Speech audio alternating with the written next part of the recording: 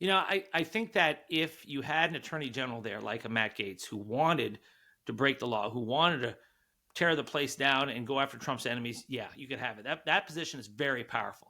But knowing Pam Bondi, and I can speak from personal experience in working with her, that's not who she is. She appointed me, a Democrat, to lead her anti-pill mill efforts to go after the opioid epidemic. She didn't have to do that. She could have picked a lot of Republicans, but she chose me. In fact, I was a political opponent. I was running for the same position as Attorney General, and she reached across party lines because she didn't come from the world of politics. She's not inculcated in the whole partisanship, the whole we're good, they're bad.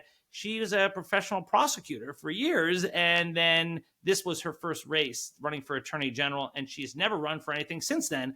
So that's why I just don't believe that she's going to do the DC mentality of, all right, it's shirts versus skins, us versus them. She comes from a different mentality. And although she is loyal to Donald Trump, I am not being a Pollyanna about it. She is loyal to Donald Trump. I think that loyalty will carry just so far up to that line, but I don't believe she'll cross it to do something that she knows is illegal. Hello, friends, and welcome back to Highly Conflicted, where we unpack the news inside Trump world and what might be coming down next at Mar-a-Lago. Ahead of Trump's return to the White House, the first of his cabinet nominees waltzed up to Capitol Hill to sit through their confirmation hearings this week. First, it was Pete Hegseth, who has been tapped to be the defense secretary, who appeared before the Senate Armed Services Committee under a cloud of allegations that he had committed sexual assault, drank to excess, and sexually pursued female subordinates. But at his hearing, despite the best efforts of Democrats like Tim Kaine, who outright asked him about his alleged marital infidelity, Hegseth coasted through just one round of questions from lawmakers and came out effectively unscathed. And our reporting suggests that he will even pick up one Democratic vote and easily secure his confirmation to lead the Pentagon. Then it was Pam Bondi, Trump's pick for Attorney General, who tried to portray herself as a non-partisan prosecutor, but also often seemed to lean hard into her personal loyalty to Trump, which is well documented through her work as one of his impeachment defense lawyers and her support for Trump's discredited 2020 election fraud claims. I believe she was also at the Four Seasons Total Landscaping press conference with Rudy Giuliani. On the other hand, Bondi said she would uphold the White House contacts policy, which limits interactions between West Wing officials and Justice Department officials. And she also insisted that there would be, quote, no enemies list at the Justice Department, referencing the so-called perceived political enemies that Trump's FBI director pick, Cash Patel, detailed in an appendix in his book. But on the other hand, she also said a lot of things that would probably fail to allay the concerns among Democrats on the Senate Judiciary Committee, namely that she would be unable to resist political pressure from the White House and, more importantly, from Trump himself.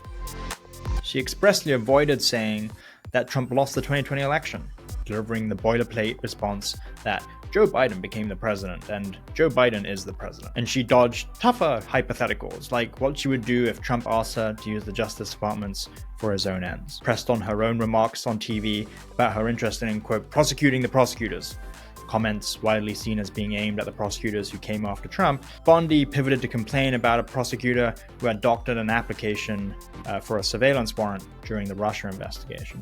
So to talk about what the Pam Bondi Justice Department might look like, I'm joined today by Dave Aronberg, the former state attorney for Palm Beach County, who knows Pam Bondi pretty well after she appointed him as the drug czar when she was the Florida Attorney General. So Dave, it's great to have you here. So I wanted to talk to you about Pam Bondi because you've worked with her quite closely. And I guess I really wanted to know if you think she will be able to continue this tightrope walking that she did in her confirmation hearing when she was portraying herself on the one hand as a nonpartisan prosecutor, and on the other hand was using kind of boilerplate language that echoed a lot of what Trump would say with respect to the 2020 election and kind of the Russia investigation, for instance. Hugo, it's good to be with you. We saw during her confirmation hearing that she did what just about everyone does, and that is tried to not provide too many specifics because you don't want to get in trouble. And especially when you're talking about hypotheticals, when you're talking about a touchy subject like the 2020 election. So I thought she did very well, especially by the modern standards of nominees before the Senate Judiciary Committee.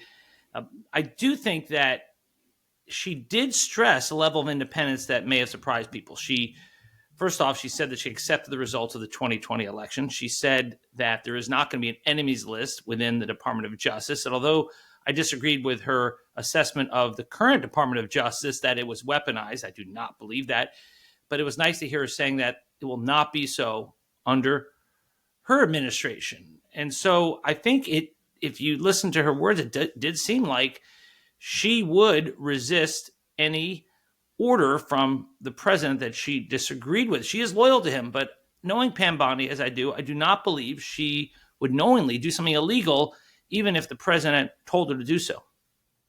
Yeah, I just want to push back a little bit on the 2020 election point, because that came up a lot during the hearing, and I was there in the hearing room, and she didn't expressly say that Trump lost the election. And correct. I know there is the whole kind of language and phraseology that you have to use as a Trump nominee, because you also cannot risk him trying to sink your nomination down the line before it gets to a full Senate vote. So it's not that I don't understand that, but her response is the typical Trump world Republican response, which is President Biden won the election. There were irregularities, and I'm not going to say anything more than President Biden is the president and he won the election. She would never actually say that Trump lost. And I guess the reason why that has come up so prominently in the discourse is because she was one of the people that endorsed his discredited election fraud claims. And I think she was even at the Four Seasons Total Landscaping press conference when Rudy Giuliani was talking about all the networks don't declare Trump the winner. So I think that's kind of where that's coming from. And I mean, I guess it's a two-part question. One, do you think she really believes the conspiracy theories and the discredited claims about a stolen election? And number two, do you think when she refuses to say that Trump lost the election specifically, that's her trying to just cover herself so that she gets through this process? Hugo, they all seem to have that same playbook, and no one wants to upset the leader. And so in a sense, all of Trump's appointees and supporters play to an audience of one in that. I mean, it is a fact, not opinion, that he lost the election. It is a fact that there was no rampant election fraud. This is a fact, not an opinion. And as far as her comments, I did take some confidence in seeing that she never used the F word, fraud. She said she saw things in Pennsylvania, okay? And so I thought she went about as far as a Trump nominee could go. Trump was not going to nominate anyone for attorney general who contradicted his election fraud claims. That was never going to happen. And so I agree with that. Yeah, my message for Democrats has been that this is the best that Democrats are going to get from Donald Trump. If Pam Bondi is rejected, and she won't be, she's going to pass. But if she's rejected, the next nominee will be like Rudy Giuliani or maybe the My Pillow guy with a law degree from Trump University. So I don't think it's going to get any better. Sally Yates ain't walking through that door.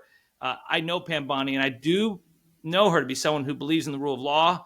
And even if she does things that I will disagree with, like when she investigates the investigators, which will be a mistake, but if she goes down that road, and I think she will, at least she'll be tethered to the rule of law. I think that's important. So yes, I think that, I would have loved to hear more about that. The election fraud claims were all bogus, but you were never going to get that. And I thought she went farther than most people probably expected her to go. I agree with that. I think that's fair.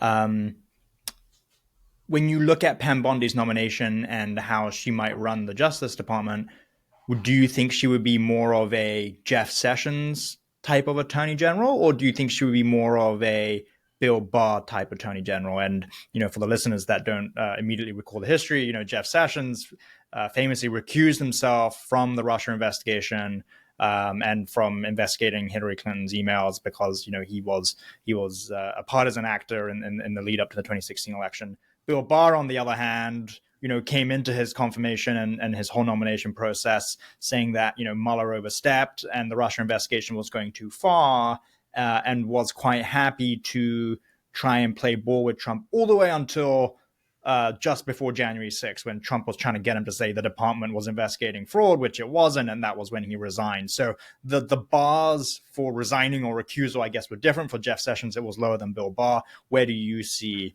on the sliding scale Pam Bondi coming in? I think she's going to take elements from both. Jeff Sessions, even though he recused himself, he was full force in Trump's policies. All the other law enforcement policies. I think Pam Bondi will be that way for immigration, for when it comes to drug trafficking, fentanyl. I think she will be all the way for Trump's policies. Now, where it gets controversial is investigating the investigators. I do think she will borrow a page from Bill Barr and do that. That's where in the investigating the investigators is not unprecedented. Bill Barr did that by appointing John Durham to investigate the origins of the Russia probe. And so that was, I thought, a politicized investigation, and it blew up in their face. It was a humiliation because all they could find were indictments of low-level officials. 2 people went to trial, and they lost both of them. They got quick acquittals. No prosecutor wants that. So if she decides to go down that road, there are pitfalls ahead, and I think that could be a mistake. That would be a mistake. But I do not think she would walk Anthony Fauci, Liz Cheney, Adam Schiff out in handcuffs. I do think that the first appointee for Attorney General, Matt Gaetz, would have done that. He would have burned the place down. Pam Bondi is more of an institutionalist. She's a 20-year prosecutor.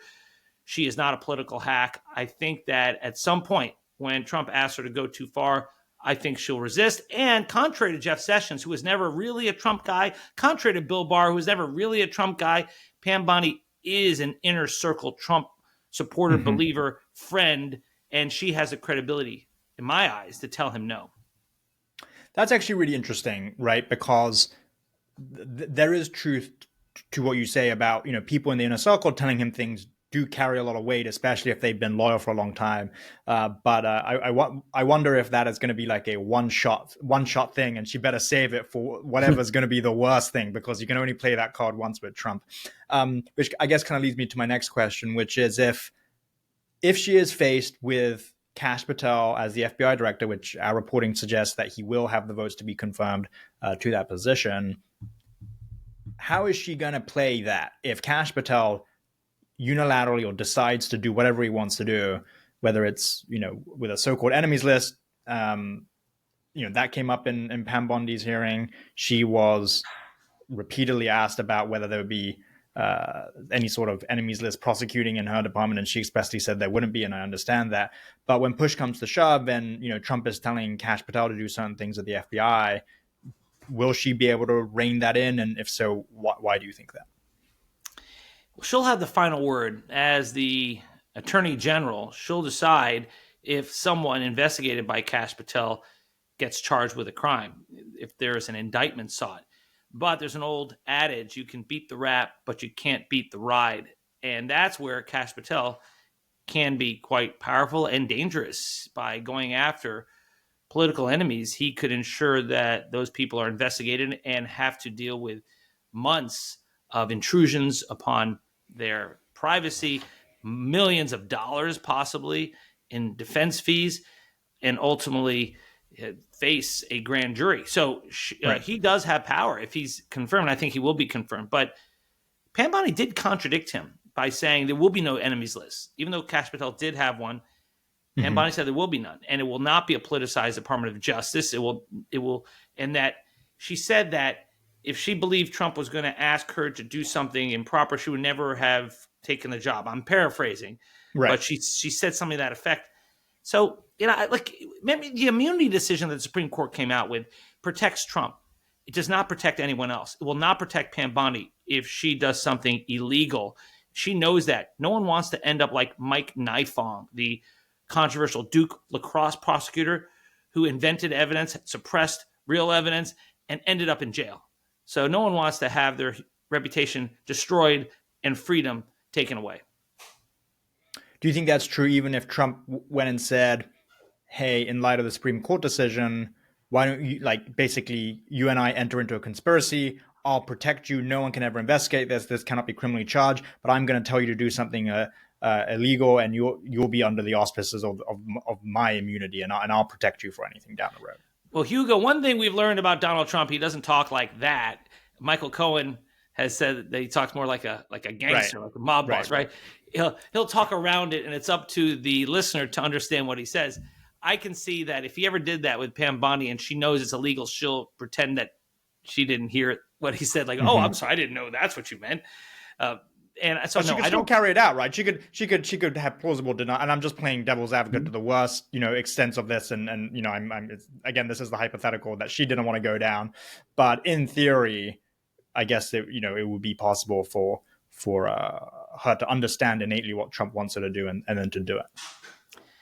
I think that if you had an attorney general there like a Matt Gaetz who wanted to break the law, who wanted to tear the place down and go after Trump's enemies, yeah, you could have it. That position is very powerful.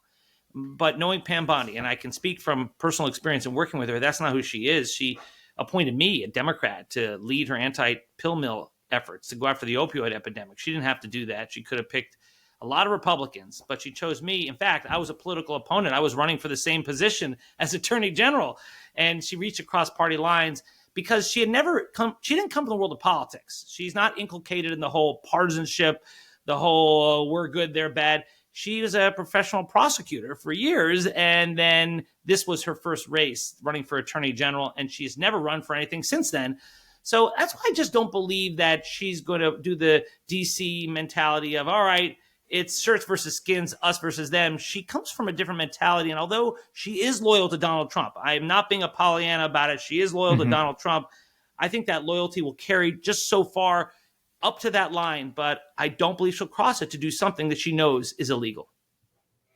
I do want to touch on this a little bit because she is widely credited on both sides for her work with the pill mill stuff and the opioid stuff, and it came up at her hearing as an area that she wanted to focus on, also separate of the Bureau of Prisons, which was another area she touched on. But you were involved in the work done in Florida with that, and could you speak a little bit about what she did well with the kind of the opioid stuff and combating illegal drugs, and maybe things that you saw that were handled badly, if any? Well, when it came to the opioid epidemic, I didn't see anything handled badly. I saw a masterclass in convincing your own party to go along, even when they were very reluctant. The legislature in Florida was very libertarian at the time, still is. And Pam Bondi had the credibility to go to that Republican, conservative, libertarian legislature and say, we need you to pass new regulations on these pain clinics. And in fact, we need you to establish a prescription drug monitoring database. I know you think it's Big Brother, but all these other states have it, and we need it for us to put an end to doctor shopping. And she got it done. And she worked with the governor and helps change his mind. That was Rick Scott at the time, now U.S. Senator. And we're able to work together, and I helped lead the efforts, and we shut them down. We shut down the pill mills and reduced the number of deaths from opioid overdose deaths dramatically. And she deserves a lot of credit for that. She did things that others would not have been able to do. If I was elected Attorney General as a Democrat, I would have proposed the same legislation, and the Republicans in the legislature probably would have rejected me. So kudos to her for that. As far as things I'd be critical of, that was my one area. Like, I wasn't involved in anything else in the administration. So there are people who would disagree with some of her policies. I personally disagreed with her on some political things. We're from different parties and different ideologies. But as far as her actions as Attorney General in working with me on things, I didn't see anything untoward, unethical, or anything I could disagree with within the scope of the pill mills, opioid overdose, and the opioid epidemic. I thought she did a really good job with it. And I guess just finally, because everyone we've spoken to around the time she was running for Florida AG, she went on Fox News a lot, and Trump also knows her from Fox in part. And so, do you think she is a kind of a political operator who is good on TV and says the right things for a TV audience, but then remains fairly nonpartisan in terms of being a prosecutor? I mean, have you seen any instances of what she says on TV creep into her professional work? It's a good point. They brought up her TV appearances, but when you're going on TV as a political or legal pundit, it's a different role than being the chief law enforcement officer of the United States. And so when she's out there doing her stuff on Fox News, it's different than this role. And people show that interview where she said, when we get in power, we're going to investigate the investigators. We're going to prosecute the prosecutors. But it's vintage Pam Bondi, where as soon as she realized, when she said prosecute the prosecutors, she realized she went too far. And so you remember what she did? She then backtracked, the bad ones. Right. That's vintage Pam Bondi. She knew as a prosecutor, you don't prosecute the prosecutors because you disagree with them. You go after the bad ones. Now, who are the bad ones? Well, that's what investigations, I guess, are for. But you have to have the evidence and the law on your side, and she knows that, and that's why I felt so much better when she was appointed to this position, as opposed to someone who was not going to abide by any guardrails. So far, in her elected life, in her career as an appointed or elected official, she's only been Attorney General of Florida, so it was 8 years. She abided by guardrails. She abided by the rule of law, and she has a good track record. Will that change now in this position? I hope not. I don't believe so. But we'll see what the next 4 years hold. Have you heard, just on a general point, if there are people from her time as Florida AG that she might want to bring into the Justice Department? Kind of names you're hearing bandied around, just to get a sense of what the Office of the Attorney General, OAG, might look like. Nick Cox is someone she worked closely with. He testified on day 2, and he's a current statewide prosecutor. He is shown to be nonpartisan. He has worked under several different administrations now, but I'm not sure he wants to leave Tampa to go to DC. I only asked this because I know you're based in Palm Beach. You're very close to the action. Me? Well, no, you or anyone else, but you pick up the just being around it, you pick up the chatter, right? So I was just seeing what you have. I can tell you, Hugo, I will not be taking any position. I will not be offered any position either. I think that hey, maybe she'll reach across party lines again. As much as she may, I don't think that stuff I've said on some of the cable on MSNBC, for example, would go over well in this administration. Plus, I'm out of politics for now. I did 12 years as state attorney, and now it's time for a new chapter in the private sector. My wife will not allow me to go back in the public sector, at least for now, a few years. Well, I hear there's an opening at Ballot Partners where Pam Bondi just left, so maybe you could slide into that role. I don't know, but thank you for your insights, Dave, and we appreciate it. Thank you, Hugo.